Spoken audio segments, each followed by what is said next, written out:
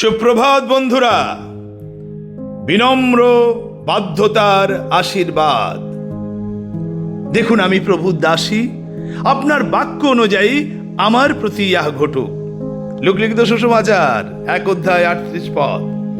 এতক্ষণ হয়তো বুঝেছেন কার কথা আজ আমরা বলতে চাই। আজ আমরা মরিয়মের জীবন থেকে বিনয়, বিশ্বাস এবং বাধ্যতার এক অপূর্ব শিক্ষা গ্রহণ করব। মরিয়ম ছিলেন নাসরত গ্রামের এক সাধারণ যুবতী। তিনি কোনো রাজকন্যা ছিলেন না, সমাজের প্রভাবশালী ব্যক্তি ছিলেন না, কিন্তু তার হৃদয় ছিল ঈশ্বরের প্রতি নিবেদিত এবং তার ইচ্ছার প্রতি বাধ্য।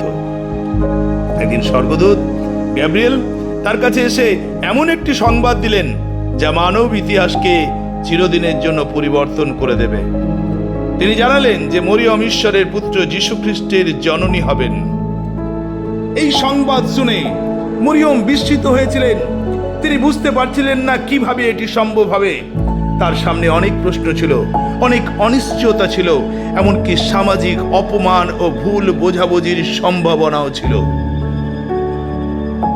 তবুও তিনি ঈশ্বরের পরিকল্পনার বিরুদ্ধে বিদ্রোহ করেননি, বরং তিনি বলেছিলেন, দেখুন, আমি প্রভুর দাসী, আপনার বাক্য অনুযায়ী আমার প্রতি ইহা ঘটুক। এই একটি বাক্যের মধ্যেই তার বিশ্বাস, বিনয় এবং আত্মসমর্পণের সৌন্দর্য প্রকাশ পেয়েছে।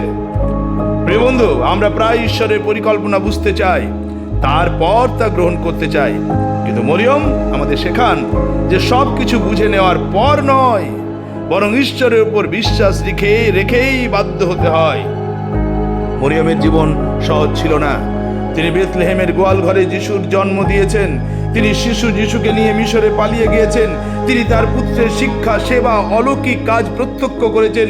কিন্তু সবচেয়ে কঠিন মুহূর্ত ছিল যখন তিনি ক্রুশের নিচে দাঁড়িয়ে নিজের পুত্রকে যন্ত্রণায় মৃত্যুবরণ করতে দেখেছিলেন।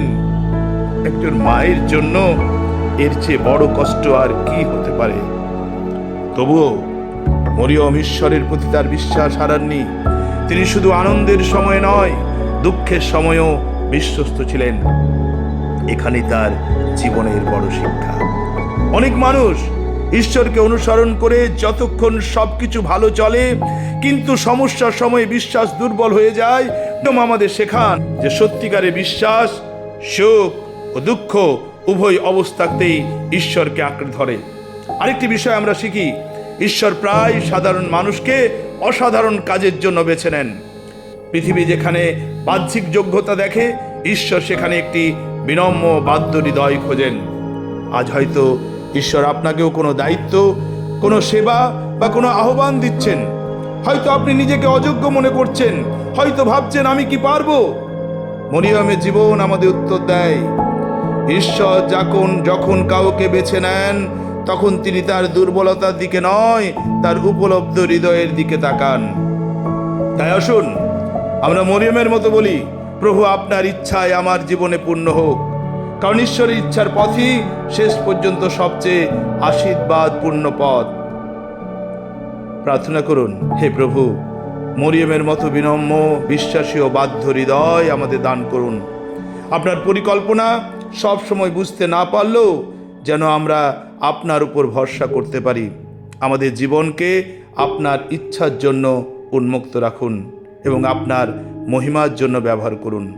যিশুর নামে এই প্রার্থনা চাই, আমিন। ভালো থাকুন, সুস্থ থাকুন, আবার দেখা হবে।